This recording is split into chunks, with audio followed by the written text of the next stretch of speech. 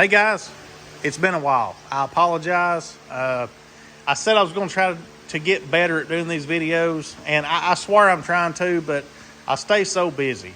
Between my regular job and overtime and my two girls and my wife, I just stay really busy. So anyway, here's this 84 Silverado. Going to do a quick update on it. So this truck, when Tim bought it, someone had done a half-ass attempt at a V8 swap. Now, they claim that they were driving this truck and they parked it due to an oil leak. I'm going to call BS on that because there were so many things left undone. The drive shaft was loose. The transmission was not mounted. The motor had one motor mount bolt in it. The other one was just kind of, stuck in there all crooked. Just a damn mess. The wiring has been a mess. Everything on this truck's been a mess. But I think we've got it worked out. So we went ahead and put a new fuel tank on it. They had JB welded the fuel tank that was on the truck. Big old damn gob of JB weld right on the bottom of that tank. I don't know how it wasn't just pouring out on the floor, but new fuel tank, new fuel sending unit, new rubber hoses, new fuel pump. I rebuilt the carburetor. If there's one thing that I'm ever confident in on these old trucks are my carburetor builds. I've built them for quite a few years now, and I kind of take pride in those. I've built a lot of them for a lot of people and never really had an issue. So took this carburetor apart. It was extremely dirty. I cleaned it up, compressed air, carburetor cleaner, a little bit of acid, different things that I do to these carburetors, but I was extremely confident in this carburetor. Measured the floats, all that good stuff. So I mentioned that to say this. My dad came down. We were trying to figure out what was going on in this truck. So you could start it. It would suck fuel. You could see it pumping into the filter, the inline fuel filter, while you're trying to start it. Now, once it ran for a few minutes, it would quit pumping. You could physically see that the filter was not getting any fuel anymore. So anyway, I kind of fought with that quite a bit on my own. I talked to my dad about it. I've learned everything that I know from my dad. So I took the carburetor back apart, and he was here with me, and he started piddling with it. He said, raise his float up. Let's raise the float up. So we did. He raised it, and then I raised it some more. So I feel like it's extremely high, the float, I mean. I was confident when I put this carburetor back on this truck that the fuel would just be flowing over the top of this carburetor. It was not. The truck really liked it. It runs good. It idles good. Does everything it's supposed to do. So there you go.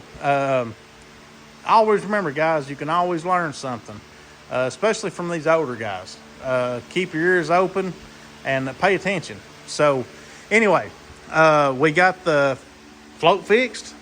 Of course, I had to go backtrack on a lot of time that I had in this truck and pull all that out, but that's okay. The truck's running good. You can get in this truck, hook the battery up. I got it unhooked and turn the switch over. It fires right up.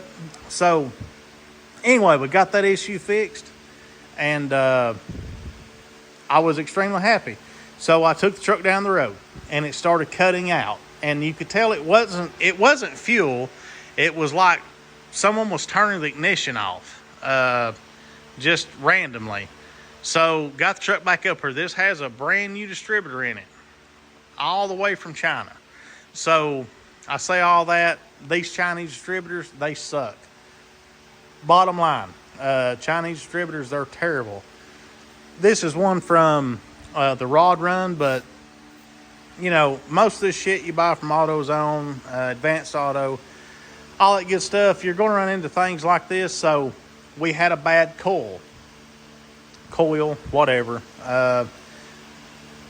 So I put an old coil in this distributor and it runs great. So we got that problem fixed. Well, it was smoking terribly out of the driver's side. So we got to look in the modulator valve. There's a vacuum port on the driver's side of this 2-barrel intake. That's where they had the modulator valve hooked up. I've had past experiences with modulator valves. So we pulled the line, transmission fluid dripping out of it. So there we go. We went ahead and changed the modulator valve. That fixed the smoking. So I believe we've got a good motor, good transmission. It was changing gears when I drove it. I haven't drove it very far. Seemed a little bit lazy, but like I said, this truck's been sitting for a long time. It needs to kind of be drove around, babied a little bit, let everything kind of get reacquainted with each other, and just enjoy the old truck. I think it's going to be a good one. I've got to find a dipstick. You can see I've got a van dipstick stuck in it right now. I'm going to go tomorrow. I've got it wrote on my board. I've got to get belts, a hot cable, plugs and wires, some more transmission fluid. I should have some here. I've got to figure out a dipstick, clean up the wiring, starter wires. So the starter wires are laying right up against the manifold. So there's another BS call on the guy that said he was driving this truck. Those wires are laying right on top of the manifold. No way, if you were driving this truck, that you would not have melted those wires within a short drive, really. I mean, they're right up against the manifold. So got to put the door panel on it and a wiper switch. So we still like quite a few things, but I'm going to try to get it here tomorrow, get a lot of that knocked out. I'm ready to see this truck go back home. This thing's been a real headache. But you know what, guys? Some of them are, some of them ain't. You just got to take the good with the bad. You pull some shit like this that's been sitting for years, out of a field, out of somebody's driveway, whatever. It may agree with you and everything goes smoothly, or you've got to touch everything 3 damn times. That's exactly what I've had to do with this truck. I've had to touch everything 3 times, but that's okay. Again, you know, sometimes that happens. You just got to deal with it.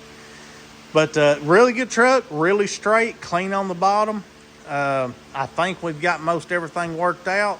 I broke a oil pan bolt off, and I don't even know how I broke that off. It was some aftermarket bolts, and I was tightening it with a 1/4-inch ratchet and 2 fingers, and I broke the damn bolt off. So now I've got to fight with that. But doesn't surprise me. Once you get one of these old trucks that starts fighting you, it's going to fight you to the bitter end. Just get ready for it and roll with the punches. You know, you'll get it. But I think this will be a good old truck. I'm excited to see it leave. I'm sure most of y'all understand what I'm saying, but I'm glad to get it back up on its feet as well. I'm excited to be able to work on it, have the opportunity to get the truck again back up on its feet, get it back on the road, and just be a part of this truck, because I know it's got a big future ahead of it. And to say I had a part in it, it's an honor. So I want to get this truck done, get it out of here, and have this truck running up and down the road reliably. I'm going to get back on this 56. I'll do a video on it maybe tomorrow or the next day. It looks like it's, 100 miles away from being done, but as you can see, all these parts, I've got parts laying everywhere for this truck. I've got everything to put it together. So I want to get back on it. I'm going to get this one done. I've got Moon Pie, which is this truck's twin. We're going to put some wheels, bumper guards, different things. I've got some parts laying over there for Moon Pie. We're going to get all that put on Moon Pie and get it out of here and get the 80 model, Mr. and Mrs. PIB's 1980 model Chevrolet truck. It's just a body. They bought it from Tim, and we're going to get that truck back up on its feet. So we've got a 305 and a 400 turbo. We're going to put those 2 together, clean the motor up, maybe paint it, reseal the transmission, put them together, put them in the truck, mount it, put that truck where the 56 is, put the 56 over here, and try to get back on the 56. So, all right, I will try to do a video on this truck tomorrow, let you know exactly how far I got. Hopefully nothing really fights against me. I hope the oil pan bolt's not really a headache, and of course, all this other crap we got going on. Hopefully all that goes smooth. We can get this truck up on its feet, get it going, get the 56 over here, and just kind of wait on Moon Pie to come over here. I think it's got some metal work to be done Tim Dixon's, but that's okay. Between now and then, we'll get the 56 over here and start working on it. I've got to put an oil pan gasket. I've got to put an oil pan gasket, and a different pickup, everything in it. The 56 has the like 99 up truck oil pan. So it sets pretty low. The truck sets low itself, so it's pretty low to the ground. I want to put an aftermarket oil pan and power steering, different things. We'll get to that later. But anyway, that's where I'm at on the 84. I wish I had a little more time to get used to my GoPro, figure out how it works, and do some better videos. And hopefully later on, I will be able to. Like I said, guys, I've just been extremely busy. I've had my little work car. It broke down on me. Overtime at work. Like I said, I've changed jobs, so I'm getting home later in the evenings. I don't have as much time in the evenings. Just one thing after the other, but that's where we're at. I'll try to do a video tomorrow and hopefully get it posted. Guys, as always, I appreciate you watching. We'll catch you in the next one. See you later.